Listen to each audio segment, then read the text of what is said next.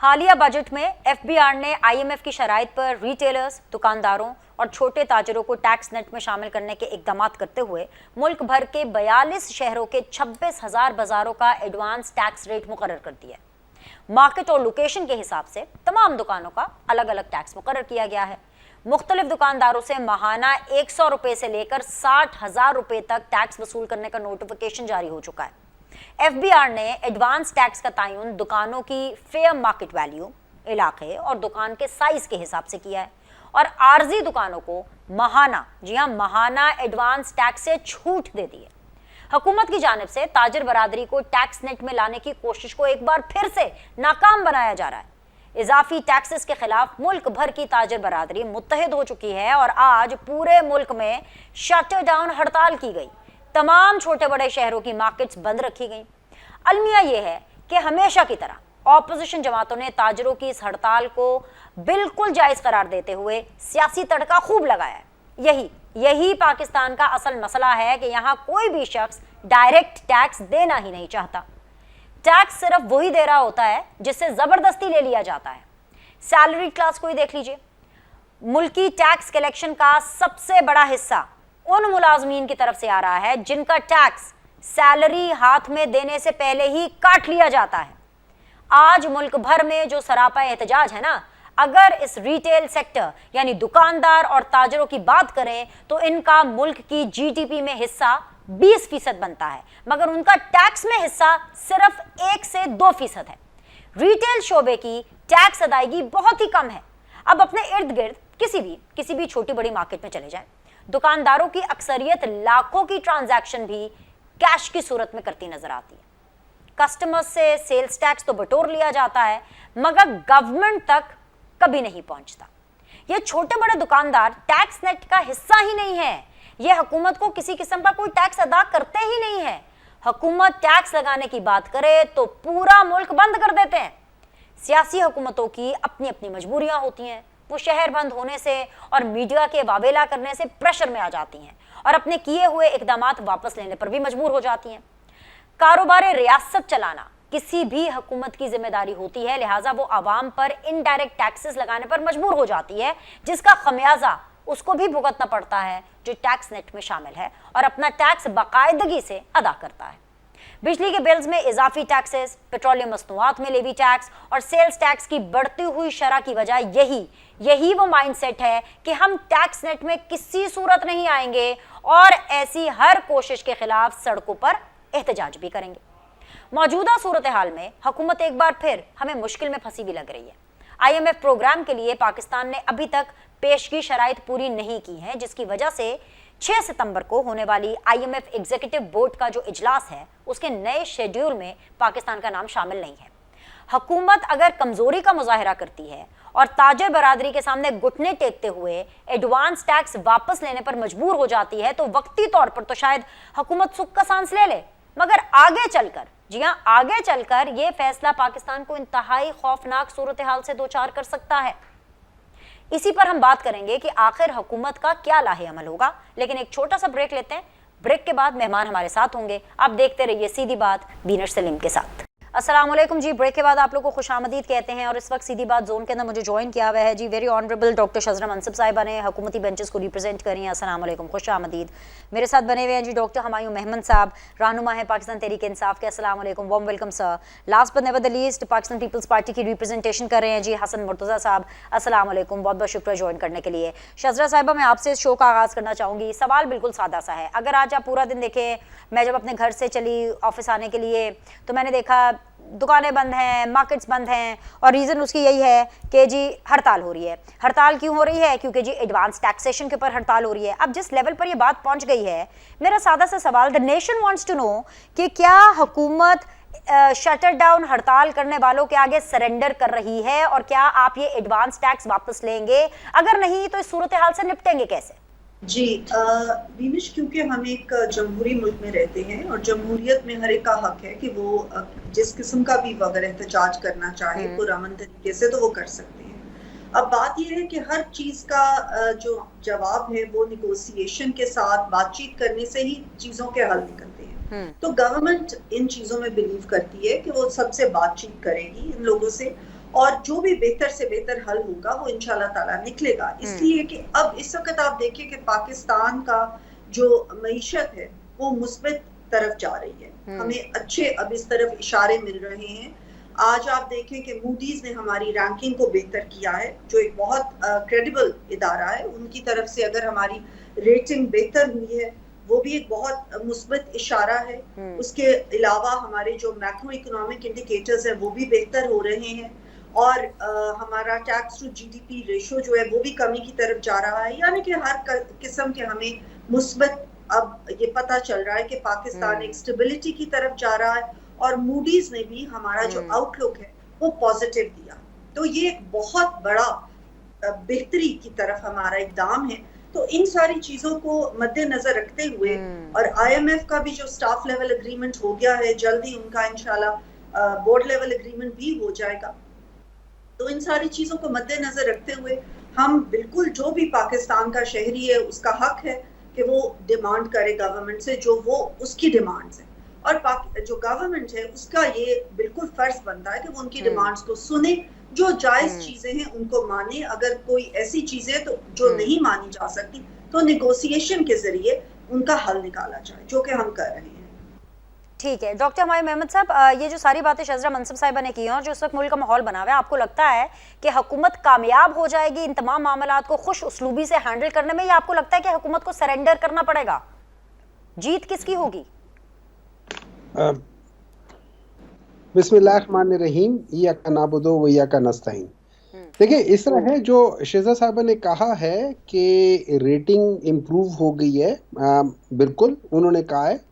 मैं आपको मिसाल देता हूँ। एक बच्चा है जो 5 सब्जेक्ट में फेल होता है और जब वो 5 की बजाय 4 सब्जेक्ट में फेल हुआ है तो उसकी रेटिंग इम्प्रूव हुई है, लेकिन वो आज भी फेल है। इनका जो क्रेडिट रेटिंग है वो 2022 जून जुलाई और 2023 जब इनकी पहली हुकूमत थी उससे बेहतर है। उसमें ये CCC नेगेटिव थे, आज ये CCC पॉजिटिव। उसका मतलब है poor quality and very high credit risk. Poor quality and very high credit risk. इस पहले ये लोग थे वो बिल्कुल लाइकलीहुड ऑफ बीइंग नियर और इन डिफॉल्ट की कैटेगरी में थे। High speculative and with likelihood of being near or in default rating पे ये high very high credit risk पर थे। जिस हुकूमत को इन्होंने रिप्लेस किया था वो speculative and significant credit risk पे था। वो इनसे 6 दर्जा बेहतर। मतलब ये है कि अगर मैं मिसाल दे दूं तो वो बच्चा जो कि सारे सब्जेक्ट में पास है लेकिन चलो वो सेकंड डिवीजन है, फर्स्ट डिवीजन नहीं है, ये उसको निकाल के इन्होंने उसको पहले 5 के 5 सब्जेक्ट में फेल करवाया। वो जब उसका साल तकरीबन जाया होने वाला था तो वो इन लोगों ने वो इन्विजिलेटर को पैसे दे दिला के उसका साल नहीं जाया होने दिया। अब ये क्या कर रहे हैं कि उसको उन्होंने एक सब्जेक्ट की ट्यूशन पढ़ा के उसके 5 में से 4 सब्जेक्ट आज भी उसके फेल हैं, एक सब्जेक्ट पास हो गया है। तो चलो प्रिंसिपल ने कहा है कि यार इसको हम 6, 7, 8 महीने और देख लेते हैं कि ये नालायक से थोड़ा सा और बेहतर होगा या नहीं होगा। तो इन लोग ये आपको ये नहीं बता रहे कि ये किस रेटिंग से इन्होंने पाकिस्तान को नीचे पटक दिया है। ये आपको ये बता रहे कि हम 5 सब्जेक्ट में फेल होने वाले लोग आज सिर्फ 4 सब्जेक्ट में फेल है, 5वां हमने पास कर लिया, वो भी सेकंड डिवीजन में।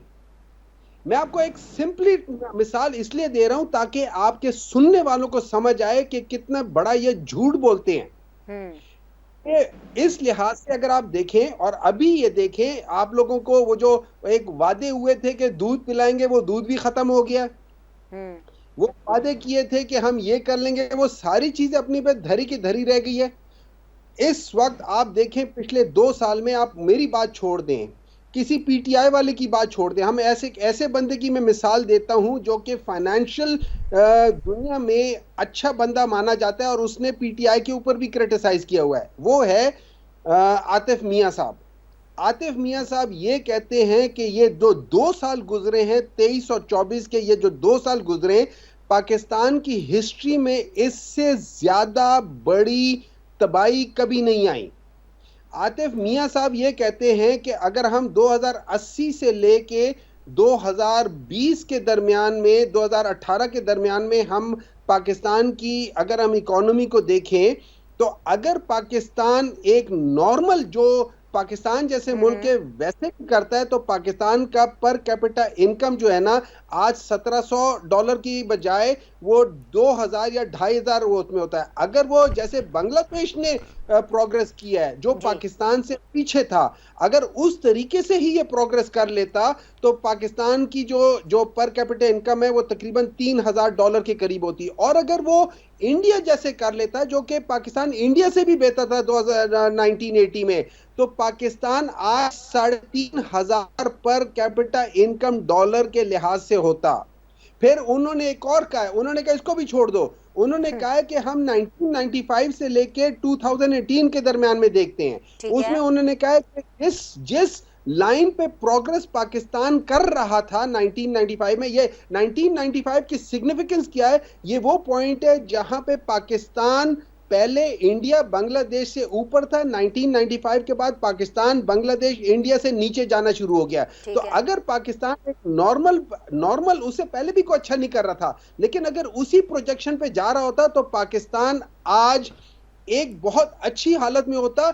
आज मतलब मिसाल के ये कि आज जो पाकिस्तान की जो इकोनॉमी है वो 4 गुना बेहतर होती, लेकिन पाकिस्तान उससे भी फ्लैटर उसमें आ गया। और ये मैं बात कर रहा हूं 2018 तक की, जब तक इन लोगों की हुकूमत थी 1995 ऑनवर्ड्स। तो आप ये सोच लें कि उसके बाद जो उसने जो 2 पैरामीटर्स बताए हैं, उस लिहाज से इन लोगों ने जितनी तबाही बिठाई। और उसमें एक और बात उसने कहा है कि $33 बिलियन की जो इन लोगों ने ये जो आईपीपीज के जो मुआहदे किए थे, इन्होंने बगैर दिमाग इस्तेमाल किए वो डिसीजंस लिए हैं। ठीक है। अगर मिसाल के तौर पे अगर सब कुछ इसी तरीके से होता, सिर्फ डॉलर पैरिटी जो की है वो 14 सेंट्स की बजाय जैसे मार्केट रेट था 4 सेंट्स उसमें भी करते, तो आज हम तकरीबन 3 खरब रुपए सालाना की उसमें डेफिसिट की बजाय हम सिर्फ 720 बिलियन के डेफिसिट पे होते हैं, ये जिसको हम कैपेसिटी पेमेंट कहते हैं। ठीक है डॉक्टर साहब, पॉइंट आ गया सर आपका, पॉइंट आ गया आपका कि इन्होंने बहुत ही जो है ख़राब काम किया हुआ है, कोई तसल्ली बख्श परफॉर्मेंस नहीं है पीटीआई की नज़र में इस हुकूमत की। लेकिन मैं हसन मुर्तज़ा साहब की तरफ जाना चाहूँगी और पाकिस्तान पीपल्स पार्टी का पॉइंट ऑफ व्यू उसमें जानना चाहूँगी, क्योंकि पाकिस्तान पीपल्स पार्टी को हालात वाक़यात बड़े अच्छे से पता होते हैं। हसन मुर्तज़ा साहब, आप जानते हैं कि IMF की शराइत बहुत ज़्यादा सख्त थी, और ये जो कुछ भी हुकूमत कर रही है, टैक्सेस लग रहे हैं, एडवांस टैक्सेस लग रहे हैं, हिडन टैक्सेस लग रहे हैं, इनडायरेक्ट टैक्सेस लग रहे हैं, जो भी लग रहा है, ये IMF की कड़ी सख्त शराइत की बेस के ऊपर लग रहा है। आप ऐसे में हुकूमत को क्या सजेस्ट करेंगे, क्योंकि आप तो चाहेंगे ना कि शहबाज शरीफ साहब ऐसे प्राइम मिनिस्टर कंटिन्यू करें और शहबाज शरीफ साहब ऐसे प्राइम मिनिस्टर कामयाब भी हों, क्योंकि वो तो आपकी भी पहली ही चॉइस है प्राइम मिनिस्टर बनने के लिए। सो आप हुकूमत को क्या सजेस्ट करेंगे कि वो डट जाएं, ये जो भी हड़तालें हो रही हैं इनके सामने सीसा पिलाई दीवार बंद करके पाकिस्तान के बारे में सोचें, या आप रिकमेंड करेंगे कि वो इनके साथ एक मेज पर बैठे, सरेंडर करे, निगोशिएट करे? क्या करना चाहिए हुकूमत को पीपल्स पार्टी की नज़र में? बहुत शुक्रिया फिनिश। देखें, आपने कहा कि आप तो ये चाहेंगे कि शहबाज शरीफ साहब दुआ है कि अल्लाह ताला उन्हें कामयाब करे, क्योंकि वो कामयाब होंगे तो पाकिस्तान जो है वो इन दौरानों से निकलेगा, को फेस करेगा। और पाकिस्तान पीपल्स पार्टी ने तो हमेशा क्रॉस की को सारी सियासतों से ये गुजारिश की, क्या वो चार्टर ऑफ इकोनॉमी करते हैं, ये कोई भी एक पॉलिटिकल पार्टी जो है इससे नहीं निकाल सकती। और पता नजर इसके कि पीछे किसने क्या किया उसका इदारे जो हैं वो एहतसाब भी कर रहे हैं, और उसका जो जिम्मेदार है कि जिम्मेदार भी ठहराया जाए, सजा भी दी जाए। लेकिन हमें आने वाले वक्त पाकिस्तान के लिए सबको मिल बैठना चाहिए और इन से इस मुल्क को निकालना चाहिए। बदकिस्मती है कि हम हर रोज दिल्ली पे बैठ जाते हैं, कराते रहते हैं और पूछते रहते हैं और अपनी पॉलिटिकल पॉइंट स्टोरी के चक्कर में अपने मुल्क का, अपने मुस्तकबिल का हम नुकसान कर रहे हैं। पाकिस्तान पीपल्स पार्टी ने हमेशा ये बात कही है कि हमें, अगर हमने शिकायत भी माननी है, हमें IMF से भी छुटकारा हासिल करना चाहिए, हमें पब्लिक प्राइवेट पार्टनरशिप की तरफ जाना चाहिए। ये सिंध के अंदर हमने किया है और बड़ा कामयाब तजर्बा रहा है। वहाँ पे अगर आप हेल्थ में देख लें तो पूरे पाकिस्तान, यूपी, कश्मीर के लोग आते हैं और फ्री उनके इलाज। तालीम में भी जो है वो लम जैसी IBS, IPA और जो हमारी यूनिवर्सिटीज हैं, बाकी यूनिवर्सिटीज हैं, वो भी बेहतरीन परफॉर्म कर रही हैं। तो चीज़ों की तरफ बढ़ना चाहिए, IMF की जांच करवानी चाहिए। अगर हम उसके बदले देंगे तो फिर उसकी तो मुश्किल शराइत जो है वो हमें माननी पड़ेगी। जहाँ तक ताल्लुक है, आपने कहा कि जो हड़ताल करते हैं या जो लोग हैं उनके एहतजाज, और हुकूमत जो है वो माँ का दर्जा रखती है। हुकूमत जो है अगर सरेंडर करती है अपने बच्चों के सामने तो वो उसकी शिकस्त नहीं है। उन लोगों को टेबल पे बिठाना चाहिए, उनसे तजावीज़ देनी चाहिए और जो काबिल अमल हो उन पे अमल भी करना चाहिए। रिलीफ ना हुकूमत का फर्ज है, क्यों नहीं देगी रिलीफ? टैक्स पेयर का पैसा वो टैक्स पेयर पे अगर खर्च हो जाए तो उसमें क्या हर्ज है? लेकिन वो हमारी सोच शॉर्ट टर्म रिलीफ पे नहीं होनी चाहिए, वो हमारा लॉन्ग टर्म रिलीफ हो। उसके लिए हम अपना इंफ्रास्ट्रक्चर बेहतर करें, अपनी जो दीगर गैर तरक्याती अखराजात हैं उनमें कमी करें, और जो जहाँ से हम बचत कर सकते हैं वो हम जरूर करें और उनको देना, ये तो हुकूमत का फर्ज है। मैं कभी भी पीपल्स पार्टी ये नहीं कहेगी कि एहतजाज करने वालों के पास आईनी हाथों से निपटा जाए। वो हमारी कौम है, हमारे लोग हैं, हम उनके हुक्मरान हैं और हुक्मरान जो है वो खादिम होता है, खिदमत करना उसका काम है। उनके टैक्स पेयर के पैसे का हम कस्टोडियन है, हमें वो कस्टोडियन वाला रोल प्ले करना चाहिए, ना कि एक डिक्टेटर की तरह। बड़ी खूबसूरत हसन मुर्तज़ा साहब आपने बात की है, लेकिन प्रॉब्लम ये है कि पाकिस्तान के इतने मसाइल हैं, FBR हो, IMF हो, इन सब की जो शराइत हैं और इन सब की जो डिमांड्स हैं, do more do more do more, उसमें आम पाकिस्तानी इतना पिस रहा है। लेकिन ऐसे में जो सियासी सूरत हाल है वो ये है कि नवाज शरीफ साहब जो हैं उनके बारे में खबरें आ रही हैं कि वो बहुत जल्दी एक फ़्लाइट लेने वाले हैं, और फ्लाइट ऑब्वियसली पाकिस्तान के बाहर की है। कहाँ जा रहे हैं, क्यों जा रहे हैं, निजी दौरा है, किस नौयत का दौरा है, मैं ये ज़रूर जानना चाहूँगी। और इमरान खान साहब के हवाले से, बानी PTI के हवाले से हमें नून लीग ये बता रही है कि भाई वो एक NRO मांग रहे हैं, वो एक सेफ एग्जिट मांग रहे हैं। और इस पूरी सूरत हाल में जो चेयरमैन पाकिस्तान पीपल्स पार्टी हैं उनका क्या मौक़िफ़ है अपने कॉलीग्स के बारे में और इस सूरत हाल पर, वो मेरे सामने नहीं है। मुझे ज़रूर बताइएगा। एक छोटा सा ब्रेक लेते हैं, ब्रेक के बाद वापस आएंगे तो इन्हीं सियासतदानों और इन्हीं पॉलिटिकल पार्टीज़ के बारे में जानेंगे कि जब पाकिस्तान में इतने ज़्यादा मसाइल हैं तो इनका एक्टिव रोल नज़र क्यों नहीं आ रहा है। एक छोटा सा break, will be back. Break के बाद जी आप लोग को खुशामदीद कहते हैं। मेरे साथ बने हुए हैं जी हसन मुर्तज़ा साहब, डॉक्टर हुमायूं मेमन साहब एंड डॉक्टर शजरा मनसब साहिबा। शजरा, ये जो नवाज शरीफ साहब जा रहे हैं, सुनने में यही आया है कि 11 सितंबर को, क्योंकि मरहूम कुलसूम बेगम की जो है वो बरसी है और फिर उसके बाद वो बरतानिया चले जाएंगे। क्या तिब्बी नौयत का दौरा है, निजी दौरा है, या फिर ये एक सियासी दौरा है? किसी के कहने पर जा रहे हैं, खुद ही जा रहे हैं, वापस आ जाएंगे? मुझे इसकी डिटेल्स चाहिए, क्योंकि मैं आपको बताती हूँ क्यों। उसकी वजह यह है कि इमरान खान साहब अडियाला जेल में बैठ करके कुछ अरसा पहले ये प्रिडिक्ट कर रहे थे कि देखना अभी कुछ दिनों के बाद आपको खबर आएगी कि जो नवाज शरीफ हैं वो तो मुल्क छोड़ करके वापस जा रहे हैं। तो आप जरा उनको जवाब दे दीजिए, क्योंकि लोगों के लिए ये एक बहुत बड़ा सवाल है आपके लिए, और वो ये है कि जी जेल में बैठे हुए जो बानी PTI हैं उनको आपकी हर एक्टिविटी के बारे में पहले कैसे पता चल जाता है? बीनिश, आपकी इजाजत से मैं पहले थोड़ा सा जरा पहली बातों का जवाब दे दूं। मूडीज जो है वो इंटरनेशनली रिकॉग्नाइज्ड क्रेडिट रेटिंग का इदारा है, और अगर उसने हमारी क्रेडिट रेटिंग बेहतर की है, CAA2 की है, तो उसका मतलब है कि पाकिस्तान की मईशत में बेहतरी नजर आ रही है, तो की है। और अगर उन्होंने ये कहा है कि पाकिस्तान के डिफॉल्ट होने के चांसेस कम हो गए हैं, तो उन्होंने ये सारी चीजें देखी हैं तो की हैं, और वो एक इंटरनेशनली उस रिकॉग्नाइज्ड इदारा है। अब सेनेटर साहब ने जो बातें की कि फेल होता हुआ बच्चा, और वो देखिए, ये नहीं हम कह रहे कि पाकिस्तान एक बहुत बड़ी मईशत बन गया है, बहुत सक्सेसफुल हो गया, ऐसा नहीं है। नहीं, ऐसा तो खैर कोई भी नहीं कह रहा। हाँ, तो इनके जो 3.5 साल थे, उसके एंड पे आप सबको याद होगा कि इन्होंने इस पॉइंट पे ले आए थे पाकिस्तान की मईशत को।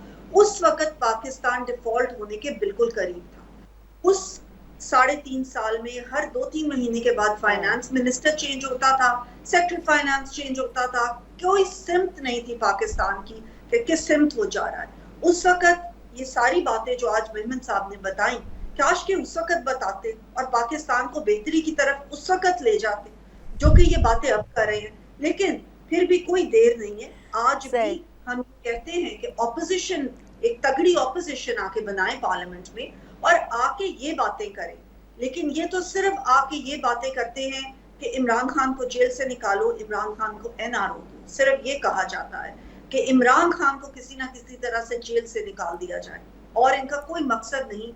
जो बार बार ये कहते हैं कि हमने सड़कों पे आना है, ये अवाम की खातिर या अवाम के एजेंडे पे तो नहीं आते। इसलिए तो नहीं आते कि बिजली की किस तरीके से कम की जाए, जो है बिजली के बिल, या लोगों को किस तरह से रिलीफ दिया जाए। ये तो इसलिए आते कि इमरान खान को जेल से निकालो, ये इनका 1 पॉइंट एजेंडा है। तो मैं अभी भी यही कहूंगी कि इनको पार्लियामेंट में आके और एक तगड़ी ऑपोजिशन का रोल अदा करें, ताकि जमहूरियत में भी मजबूती आए। और हम ये कहते हैं कि हम सबके अच्छे मशवरे पे चलने के लिए तैयार हैं पाकिस्तान की बेहतरी के लिए। जहां तक रह गई बात मियां नवाज शरीफ साहब की, देखिए, ये तो इन्होंने रूमर मिल चलाई हुई है जेल में बैठ के। जो दिल में आता है इन्होंने कह देना होता है। उसके बाद इनका जो सोशल मीडिया का पेड सेल है, ट्रोल्स है, उन्होंने उस चीज को पकड़ के तो उसको चर्न आउट करना शुरू कर देना होता है और लोगों का माइंड मेकअप करने की कोशिश कर देनी होती है। अगर मियां साहब बाहर जाएंगे भी, अगर वो गए, और मैं इस चीज की कोई कॉन्फर्मेशन नहीं दे रही, तो वो सिर्फ अपने चेकअप के लिए जाएंगे। तमाम लोगों को पता है कि मियां साहब को हार्ट का जिस तरह से मसले रहे, उनको एक अपना चेकअप कराना होता है। अगर वो जाएंगे तो चंद दिनों के लिए चेकअप के लिए जाएंगे और इंशाल्लाह ताला वापस आ जाएंगे। और वो हर दफा वापस आए हैं, हर दफा वापस आते हैं, उनके स्टेक्स इस मुल्क में हैं। उन्होंने पहली दफा जब 21 अक्टूबर को आए तो उन्होंने क्या बात की, आपको याद होगा उनकी तकरीर में उन्होंने एक ही बात की कि आए सब मिलके पुरानी बातों को भुला के पोलराइजेशन को खत्म करें और अवाम की बेहतरी के लिए, अवाम की रिलीफ के लिए काम करें। क्योंकि मियां नवाज शरीफ एक स्टेट्समैन है, वो एक स्टेट्समैन बन के सोचते हैं और वो पाकिस्तान की बेहतरी के लिए सोचते हैं। पाकिस्तान ही वो वापस आएंगे, अगर वो गए भी तो थोड़ी देर के लिए जाएंगे।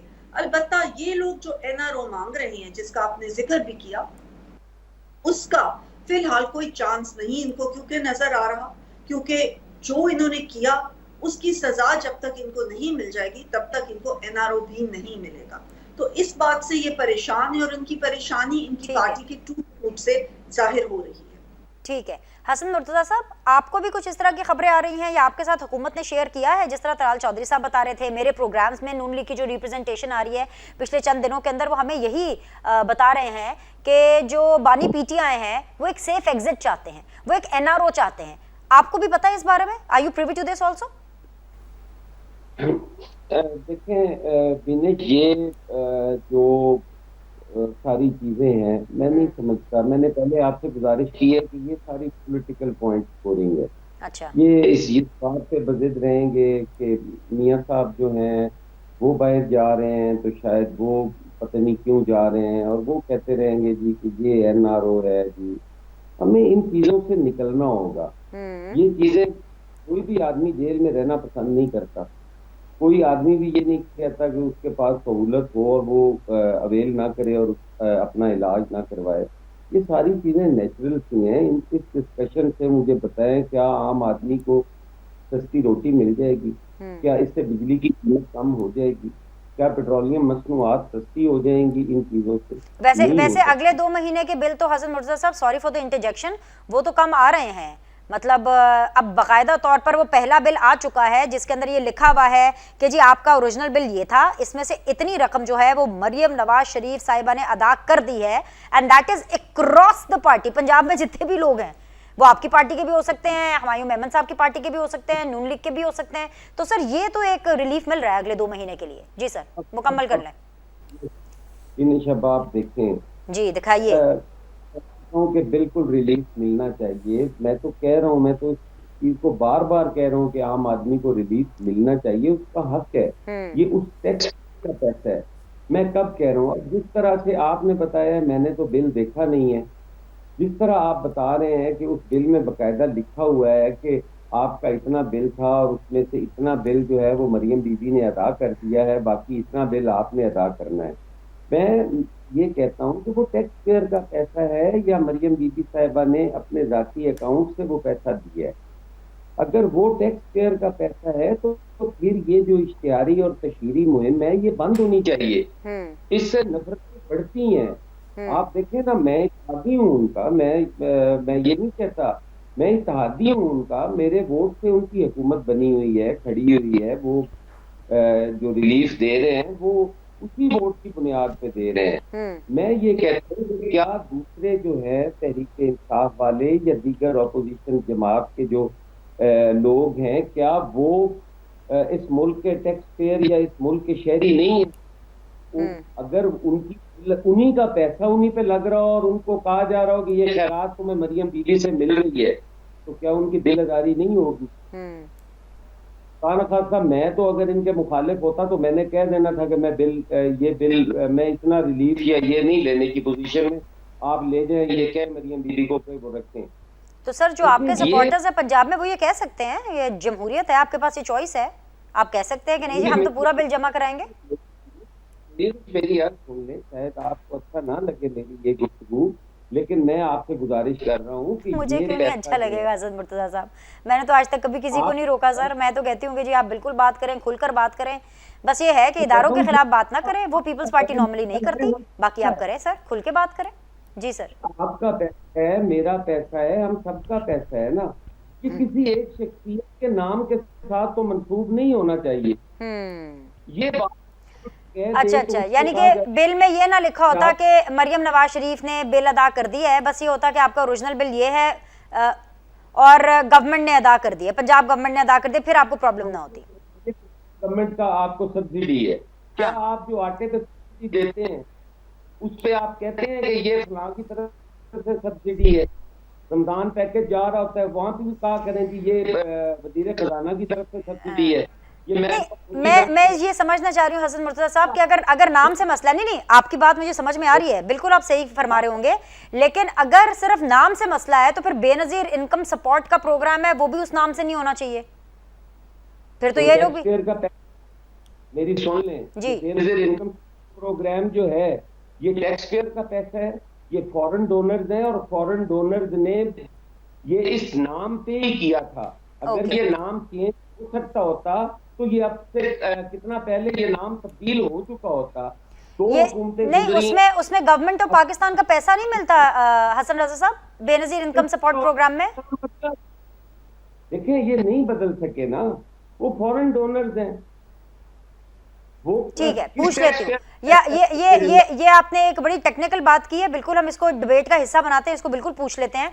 हुमायूं मेमन साहब, आपके लिए दो चीजें, एक तरफ तो शायद खुशी की खबर है क्योंकि आपके जो बानी हैं उन्होंने एक प्रिडिक्शन की थी चंद महीने पहले कि देखिएगा नवाज शरीफ साहब अभी बाहर चले जाएंगे। तो सर जी वो वक्त आया खड़ा है, बस चंद दिनों की बात है और फिर उन्होंने फ्लाइट ले लेनी है और बाहर चले जाना है। ये तो वक्त ही बताएगा कि कितने दिनों के लिए जा रहे हैं और कब वापस आएंगे।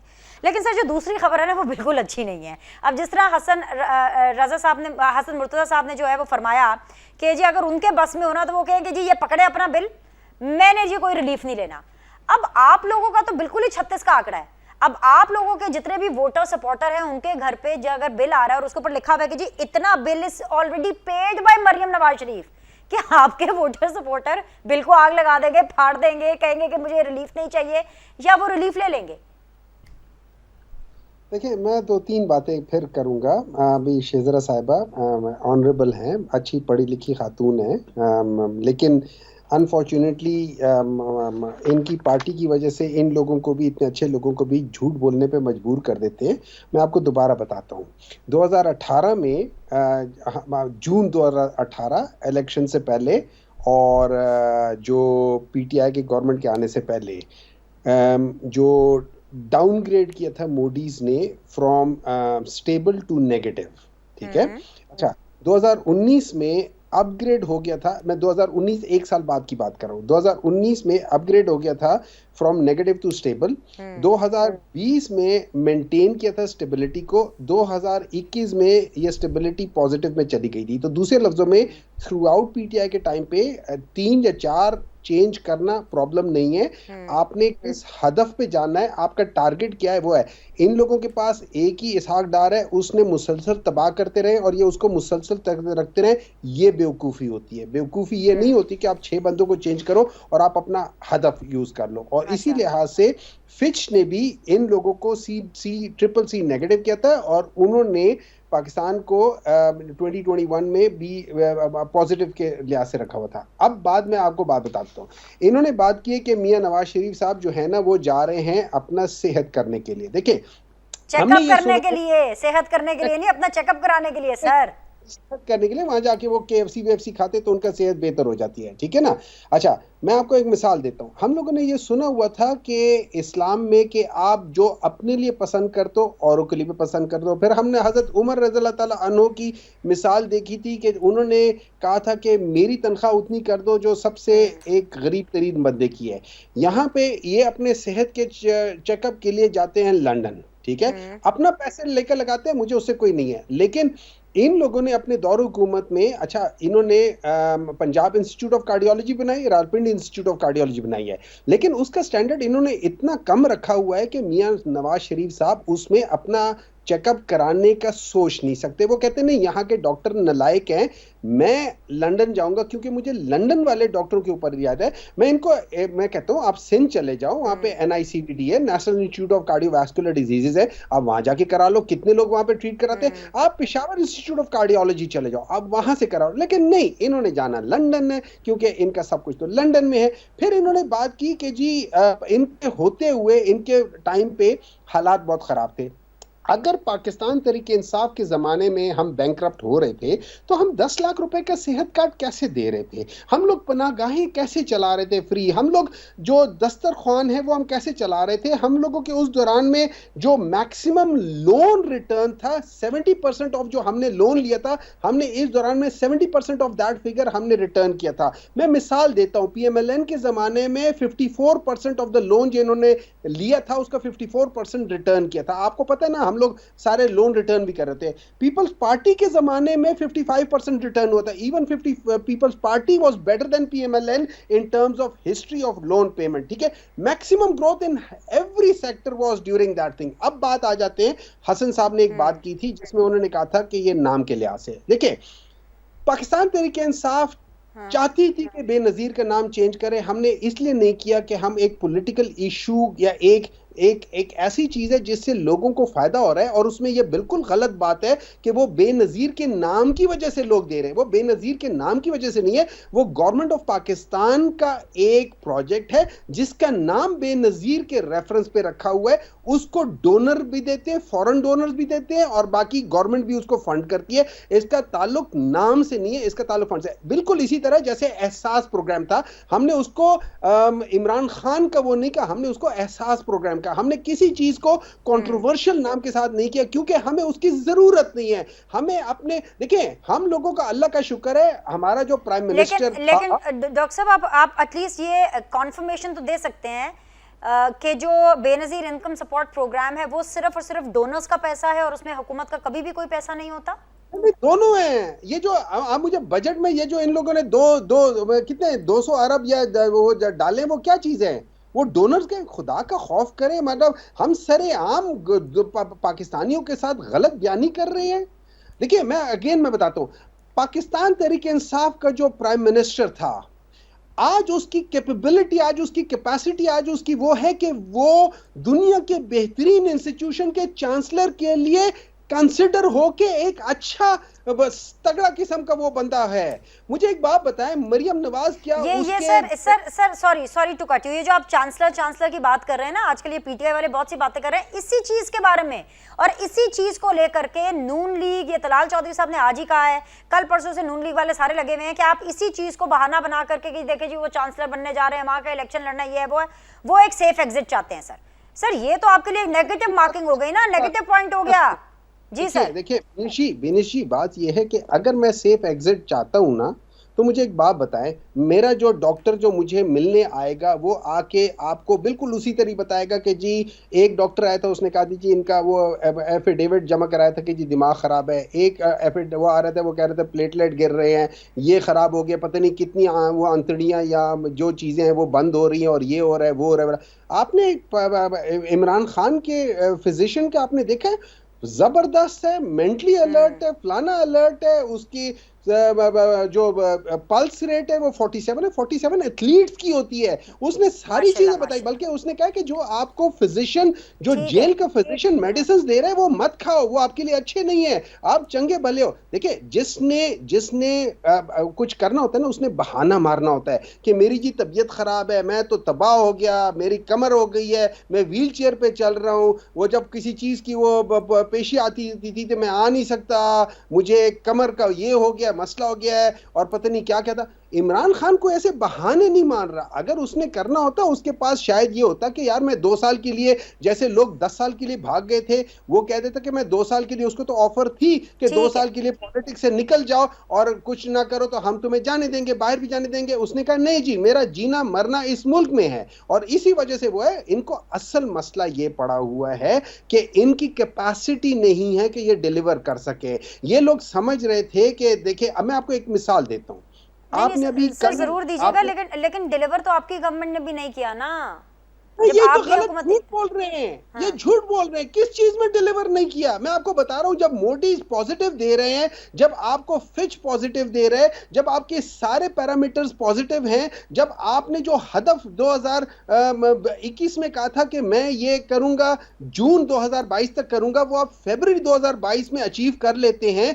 इसमें कौन सा मसला है? ये बेसिकली इनकी सारी जिंदगी झूठ के ऊपर मबनी है। इन्होंने हमेशा झूठ बोला है और इस मुल्क को तबाह ही इस वजह से किया है कि ये मुल्क को झूठ सर बोल के इसका जवाब जो है ना सर, हसन मुर्तजा साहब और डॉक्टर शजरा मनसब ही देंगे। मुझे ब्रेक पर जाना है। शजरा मनसब साहिबा, ये बेनजीर इनकम सपोर्ट के ऊपर मुझे आपसे भी एक छोटी सी क्लैरिटी चाहिए before I go on break, और सिर्फ इसी सवाल के ऊपर कि क्या इसके अंदर सिर्फ डोनर्स का पैसा है, इंटरनेशनल डोनर्स का, या इसमें गवर्नमेंट का भी पैसा है? क्योंकि जब बजट आता है तो हमें देखने को मिलता है, खासतौर पर नून लीग की गवर्नमेंट में हमेशा बेनजीर इनकम सपोर्ट का जो प्रोग्राम है उसमें एनहांसमेंट ही हुई है, वो बड़ा ही बड़ा है।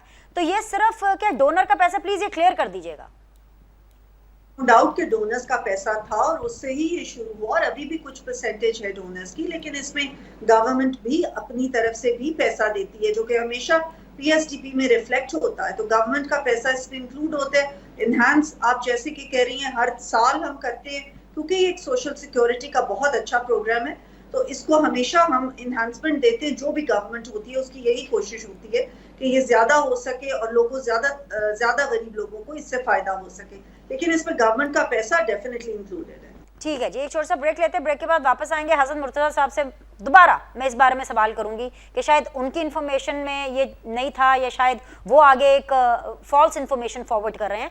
इसके बारे में हम बात करेंगे इस छोटे से ब्रेक के बाद। Welcome back ji, final round of discussion है। हसन मुर्तजा साहब हैं, डॉक्टर शजरा मनसब हैं एंड डॉक्टर हमायूं अहमद है। हसन मुर्तजा साहब, सबसे पहले तो बेनजीर इनकम सपोर्ट के ऊपर दोनों जो पॉलिटिकल पार्टीज हैं जो वक्तन फवक्तन हुकूमत में रही हैं, उन्होंने इसके ऊपर एक क्लैरिटी दे दी। इसके ऊपर जरूर जरा अपना बिट दीजिएगा ताकि कोई भाव ना रहे, क्लियर हो जानी चाहिए चीजें। जाहिर सी बात है, बेनजीर के नाम से एक मनसूबा जो है उसको जोड़ा गया है, और ये एक चलता फिरता जो है फलता फूलता मंसूबा है, तो इसको ऐसे ही रहना चाहिए। दूसरी चीज ये, इतनी सीरियस बातें हमायूं मेमन साहब कर रहे हैं, आप हंस रहे हैं। वो कह रहे हैं आप लोग झूठ बोल रहे हैं, आप बजाय इसके कि आप अपना रिबटल दें, आप इसके ऊपर हंस रहे हैं। आप लोग क्यों झूठ बोलते हैं पीटीआई के खिलाफ, बताइए।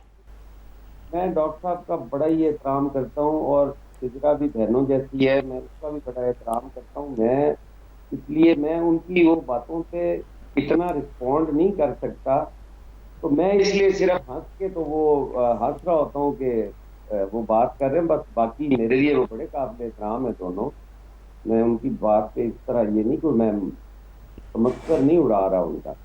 अच्छा, गुजारिश ये है बीनिश, जब ये बेसिक इनकम स्पोर्ट प्रोग्राम शुरू हुआ था तो ये बीबी शहीद का ही विजन था कि ये बिल्कुल। होना चाहिए, और वो शहीद हो गई तो फिर पाकिस्तान पीपल्स पार्टी ने ये प्रोग्राम स्टार्ट किया, उन्हीं के नाम से किया, और उस वक्त ये 100% फॉरेन डोनर घी का प्रोग्राम था। अब का मुझे नहीं पता, शायद ये दोनों पार्लियामेंटेरियंस हैं, उनको पता हो, एक अपर हाउस का है, एक नेशनल असेंबली के मेंबर हैं, तो उनको शायद मेरे से ज्यादा बेहतर पता हो, मेरी इंफॉर्मेशन नहीं है।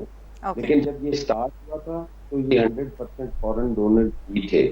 दूसरी बात ये है कि अभी बात हो रही थी कि हमने नाम नहीं बदला, नाम यकीनन बदलने की कोशिश तहरीके इंसाफ ने भी की थी, PMLN ने भी की थी, बेनजीर इनकम सपोर्ट की भी, और यहाँ तक कि जो मंसूबा हमारा था और इस्लामाबाद एयरपोर्ट का, उस मंसूबे का नाम भी बदला गया। वो पहले मोहतरमा के नाम पे ही था, तो नाम बदलने से वो पूरी कोशिश करते हैं, ये नहीं है कि वो कामयाब हो पाते हैं या नहीं हो पाते, तो करते वो पूरा ही है।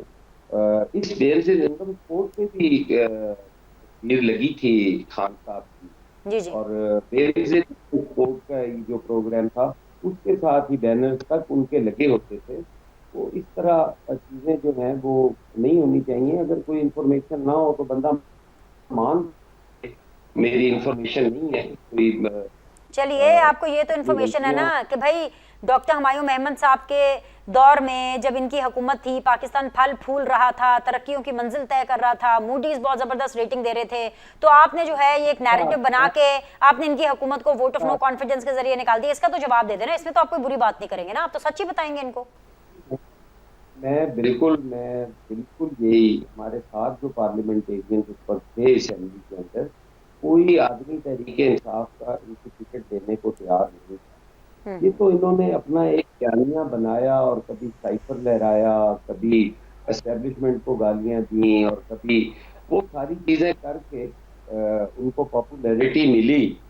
तो आज वो ये सारी बातें कर रहे हैं कि हमने इकोनॉमी भी ठीक की थी, हमने सारा कुछ किया था। उस वक्त का पाकिस्तान जो है, मैं समझता हूँ कि वो बदतरीन 3, साढ़े 3, पौने 4 साल थे जो इनकी हुकूमत थी। जरा ज्यादा बेहतर तरीके से बता सकती हैं, हुकूमत के अंदर हैं, फैक्ट्स एंड फिगर के साथ बात करेंगी, लेकिन वो ही एक स्याह दौर था जो आज तक हम भुगत रहे हैं, और आने वाले कितने टाइम के लिए हमें ये परेशानियां रहनी है। लेकिन इंशाअल्लाह ताला पाकिस्तान जो है वो इन तमाम परेशानियों से निकलेगा और बेहतरी की तरफ जाएंगे इंशाल्लाह ताला। अल्लाह करे कि पाकिस्तान इन परेशानियों से जल्दी निकले। लेकिन अभी हसन मुर्तज़ा साहब, ये खबरें तो यही आ रही है ना कि अभी तो नवाज शरीफ साहब निकल रहे हैं और इमरान खान साहब जो है वो निकलने की तैयारी कर रहे हैं। सर जी हसन जी जी। अभी तो फिलहाल इमरान खान साहब निकलने की तैयारी कर रहे हैं और नवाज शरीफ साहब जो हैं वो निकल रहे हैं अभी इस मुल्क से। देखिए, मैंने पहले भी आपसे अर्ज किया कि ये आने जाने से मेरा नहीं ख्याल कि आम आदमी को कोई फायदा हो। ये हमारा मसला नहीं है। नवाज शरीफ साहब ने भी बाहर जाना है और खान साहब ने भी अल्टीमेटली जेल से भी बाहर आना है, मुल्क से भी बाहर आना जाना है। ये चीजें जो है ये मानी नहीं रखती। आपको लगता है कि ये हुकूमत बानी पीटीआई को सेफ एग्जिट देने वाली है? यकीनन देगी, यकीनन देगी। ये खान साहब की हुकूमत थी कि मियां साहब को नहीं देंगे, लेकिन जब मियां साहब के जाने का टाइम आया था वो गए थे। और अब भी जब इमरान खान साहब का जाने का वक्त होगा, यही जाने का मौका देगी, कोई भी नहीं रोक पाएगा। जी शजरा मंसब साहिब, आप रोक नहीं पाएंगे और आप ही उनको फैसिलिटेट करेंगे। ये अभी जब इल्जाम अभी जो दूसरों के ऊपर लगता है सहूलतकारी का, ये फिर इल्जाम आप पर लगा करेगा। This is what Pakistan Peoples Party is predicting, something is cooking. इसी वजह से तो आपकी जो इत्तेहादी हैं, आपको सपोर्ट करने वाले, वो आपके बारे में ये बात कर रहे हैं। जरा रोशनी डालिएगा प्लीज। देखिए, एक तो पहले मैं ये बात कहूंगी, जो सेनेटर साहब ने बातें की ना, वो एक सुलझे हुए इंसान है। उनकी अपनी रिफ्लेक्शन नहीं है, ये उनकी पार्टी की रिफ्लेक्शन उनके ऊपर आ रही है। जो उन्होंने कहा कि इस तरह बीमार हो जाते हैं, ये वही पार्टी है जब बेगम कुलसूम नवाज शरीफ साहिबा अपनी जिंदगी और मौत की जंग लड़ी थी, तो इन्होंने उस हॉस्पिटल पे इनकी उस पार्टी ने हमले किए, उन्होंने तभी भी इस किस्म की बातें की, जो कि मैं समझती हूँ बहुत अफसोस की बातें हैं। इस तरह की बातें नहीं करनी चाहिए, इस तरह के पर्सनल अटैक्स नहीं करने चाहिए। इनकी पार्टी का शेवा ये है कि जो इन्होंने खुद करना होता है ना, उसका इल्जाम ये दूसरे पे लगाना शुरू कर देते हैं। अच्छा। अब इमरान खान ने क्योंकि खुद निकलना है, निकलने की कोशिश है एनआरओ के लिए, वो बेचैन है कि किसी तरीके से फौज उनसे बात करके उनको एनआरओ दे दे, तो उन्होंने ये बातें नवाज शरीफ साहब के बारे में करनी शुरू कर दी। और नवाज शरीफ साहब के बारे में ये बातें करना, मैं समझती हूँ जो सेनेटर साहब ने की, ये मुनासिब नहीं है। और इससे इसकी बजाय कि एक दूसरे पे पर्सनल अटैक्स करें, आप पाकिस्तान की बात करें, पाकिस्तान की अवाम की बात करें, अवाम को सहूलत देने की बात करें। इनका तो हाल ये था, जो ये बता रहे हैं कि हमारे 3.5 साल बाद, उस वक्त हाल ये था बीनेश कि इनकी टिकट लेने को कोई तैयार नहीं था। दूसरी पार्टीज के साथ, पीएमएलएन के साथ, इनके तमाम जो लोग हैं, उन्होंने ये कहना शुरू कर दिया था कि अगले इलेक्शन में खुदा के लिए हमें टिकट दे दे। पीटीआई की टिकट लेने के लिए कोई तैयार नहीं था। ये हालात इन्होंने मुल्क के कर दिए थे, मुल्क को इस डिफॉल्ट की तरफ ये लेके जा रहे थे। और ये जो इन्होंने कहा कि बार बार बदलना अच्छा नहीं, अच्छी बात है बार बार बदल लेना, ये वही बात है कि यू टर्न लेना अच्छी बात है, कि यू टर्न लेते जाओ, किसी चीज पे रहो ना। अगर कोई चीज सूट करती है तो कहो ठीक है, अगर नहीं सूट करती तो कह दो ये तो सियासी बयान था, मैंने तो ये कहा ही नहीं था, मेरा तो ये मकसद ही नहीं था, ये तो मैंने ऐसे ही सियासी बयान दे दिया। चाहे उस सियासी बयान की वजह से मुल्क की मईशत तबाही की तरफ चली जाए, चाहे उस सियासी बयान की वजह से मुल्क की सालमियत को खतरा हो जाए, लेकिन ये कह देते हैं कि हमने यू टर्न ले लिया। इमरान खान साहब को जिस वक्त वो सारा हुआ था, जो कि आज तक किसी को पता नहीं चला गोली लगी भी कि नहीं, ये करीबी किसी अस्पताल जाने की बजाय ऑल द वे लाहौर आए कि मैंने तो अपने ही फिजिशियन को दिखाना है, अपने ही फिजिशियन से मैंने चेकअप कराना है। आज तक इसका तो हमें जवाब नहीं मिल सका कि ऐसा क्यों था, क्यों नहीं उन्होंने किसी करीबी हॉस्पिटल में दिखा दिया। अगर गोली लगी हो तो वो तो इमरजेंसी की सिचुएशन हो। ठीक है, प्रोग्राम का आज का वक्त खत्म हो गया। तीनों मानों को शुक्रिया। ये बहस तो चलती रहेगी कि नून लीग वाले कहेंगे भाई हमारे दौर के अंदर जब हमारी हुकूमत आती है सिर्फ तभी पाकिस्तान जो है वो तरक्की की राह पर गामजन होता है। पीटीआई वालों का भी आप लोग को पता है, वो तो यही कहेंगे कि जब बानी पीटीआई की हुकूमत आती है वो बेहतरीन टाइम था। पीपल्स पार्टी भी यही कहेगी कि भाई जब हमारी हुकूमत आई तो हमने ये बातें हैं ना, ये अगले प्रोग्राम्स में भी होती रहेंगी और ये मेरे ख्याल से बातें फॉर एवर है। लेकिन आज के लिए इतना ही। आप लोग के फीडबैक का हमें इंतजार रहेगा। कल मुलाकात करते हैं। अल्लाह हाफ़िज़।